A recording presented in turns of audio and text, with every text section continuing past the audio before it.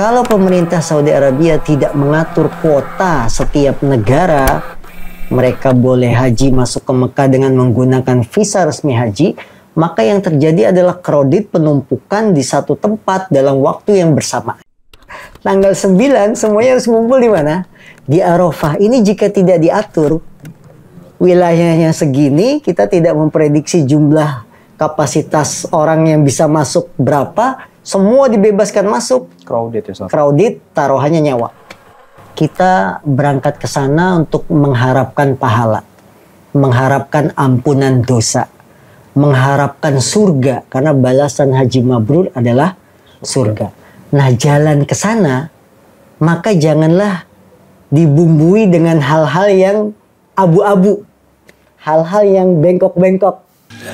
Tasri, tanya jawab seputar ilmu haji dan umroh. Assalamualaikum warahmatullahi wabarakatuh. Alhamdulillah, kembali lagi di konten Tasri, tanya jawab seputar ilmu haji dan umroh.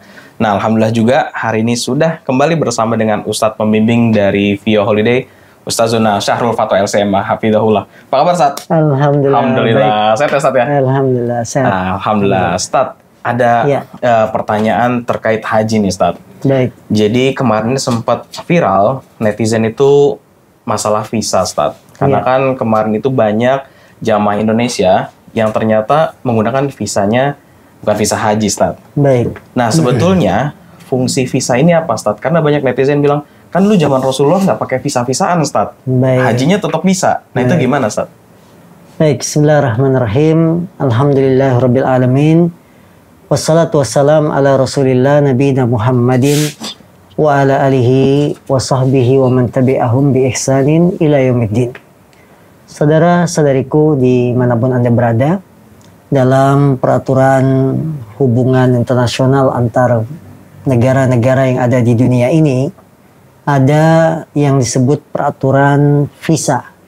Visa itu digunakan adalah sebagai izin resmi untuk masuk ke sebuah negara orang. Apabila kita ingin masuk ke negara yang bukan negara asal kita, maka dibutuhkan yang namanya visa. Hubungannya dengan ibadah haji, fungsi visa itu adalah untuk mengatur kuota berapa orang yang diperkenankan masuk di kota Mekah dan kota Madinah, terutama saat puncak haji, yaitu pada hari-hari Armuzna, Arafah, Musdalifah, dan Mina.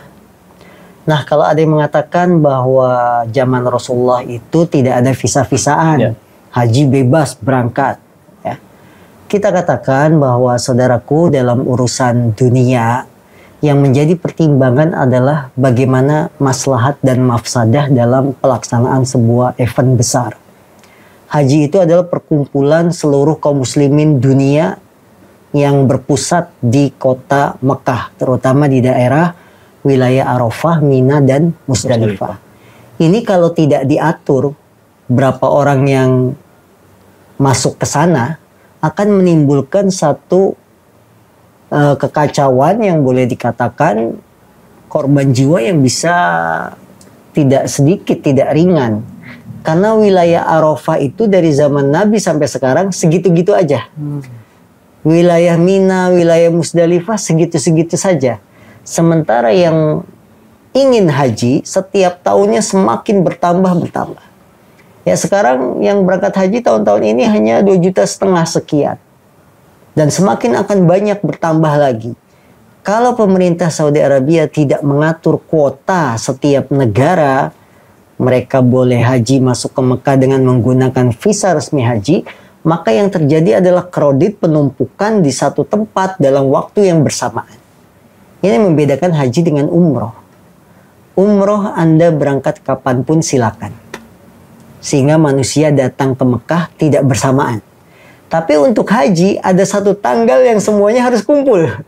Tanggal 9 semuanya harus kumpul di mana? Di Arafah. Ini jika tidak diatur, wilayahnya segini, kita tidak memprediksi jumlah kapasitas orang yang bisa masuk berapa, semua dibebaskan masuk. Crowded ya, Ustaz. Crowded, taruhannya nyawa. Maka disinilah pentingnya penggunaan visa resmi haji untuk melindungi jamaah. Jadi sebenarnya visa resmi haji itu untuk kebaikan jamaah itu sendiri. Jangan berpikirnya kita zaman Nabi kan tidak ada visa, jadi kenapa dilarang orang pengen ibadah saja kok dilarang menggunakan visa-visa yang tidak resmi. Bukan seperti itu alasannya, ada sudut pandang yang lain, yaitu melindungi nyawa manusia yang nyawa manusia lebih berharga. Maka pemerintah Saudi Arabia mengatur, dilihat negara-negara yang akan mengirim jamaah hajinya diatur. Disesuaikan dengan jumlah penduduk. Indonesia 200 juta sekian. Hanya dikasih 1%. Berarti berapa? 220.000 kotanya. Supaya apa? Karena Saudi melihat 220.000 masuk Arafah. Negara lain berapa?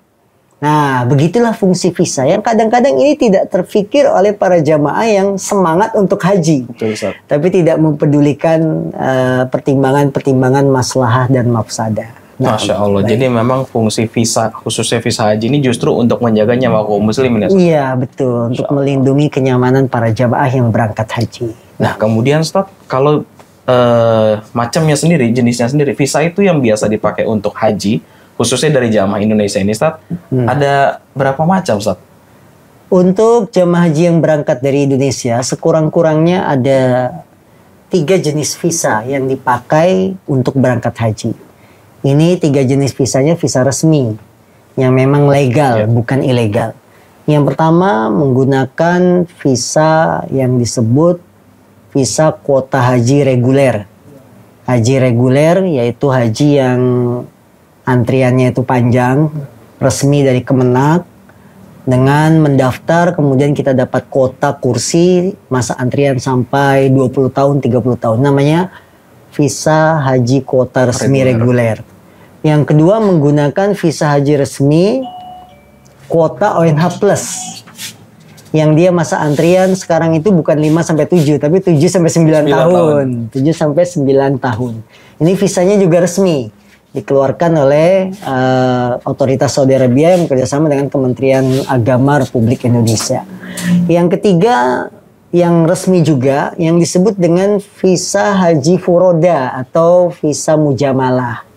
Ini juga resmi dari Saudi Arabia, langsung by system kita bisa mendaftar untuk berangkat haji tahun itu juga tanpa antri. Masya Allah. 0 tahun. Jadi saat itu daftar, keluar visa, kita langsung berangkat. Berarti visa furoda ini resmi juga ya, Ustaz? Resmi, visa furoda resmi dan sekarang bahkan sudah diatur oleh pemerintah negeri Indonesia bahwa ini termasuk visa yang boleh digunakan untuk berangkat haji. Nah, selain 3 ini ada yang perlu diperbincangkan yaitu visa haji ziarah. Ziarah itu turis, kunjungan.